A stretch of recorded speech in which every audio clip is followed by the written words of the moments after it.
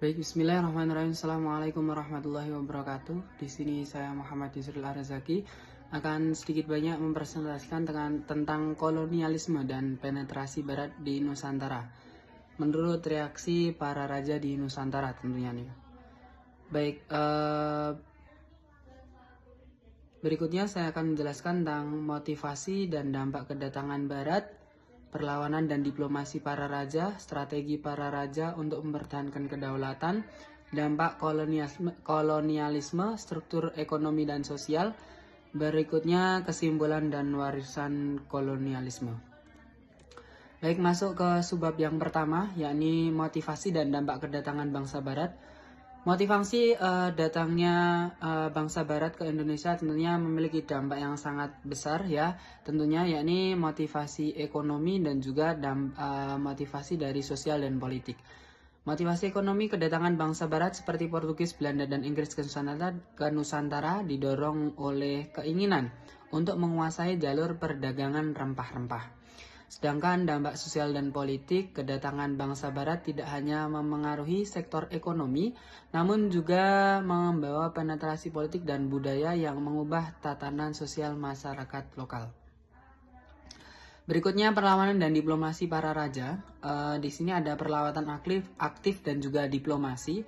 Yang pertama ini ada perlawatan aktif beberapa kerajaan seperti Kesultanan Aceh dan Kerajaan Goa itu memilih untuk melawan secara terbuka melalui pertempuran sengit. Hal ini dilakukan karena untuk menjaga kedaulatan kerajaan itu sendiri. Selain menjaga kedaulatan kerajaan itu sendiri, yaitu bisa juga sebagai faktor untuk mempertahankan kedaulatan Nusantara itu sendiri.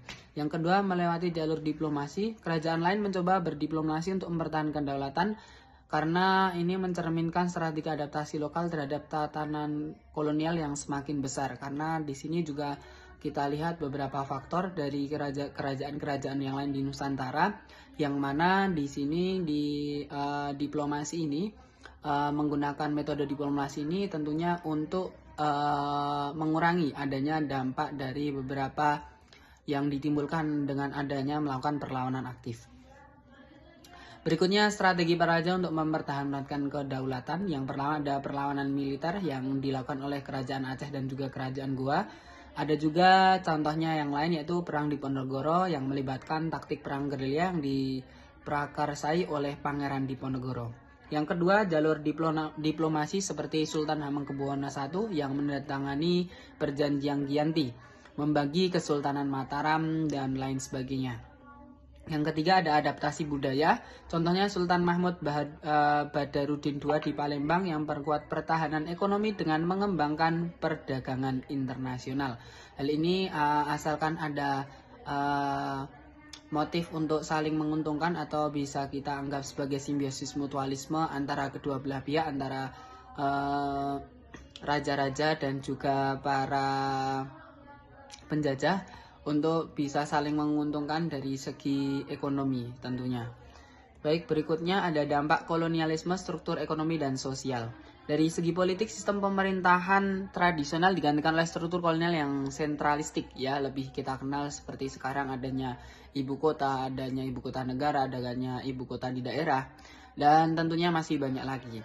Nah, itu adalah dampak dari kolonialisme. Selanjutnya ada ekonomi, sistem eksploitatif yang merugikan masyarakat lokal seperti kultur stelsel yang diterapkan.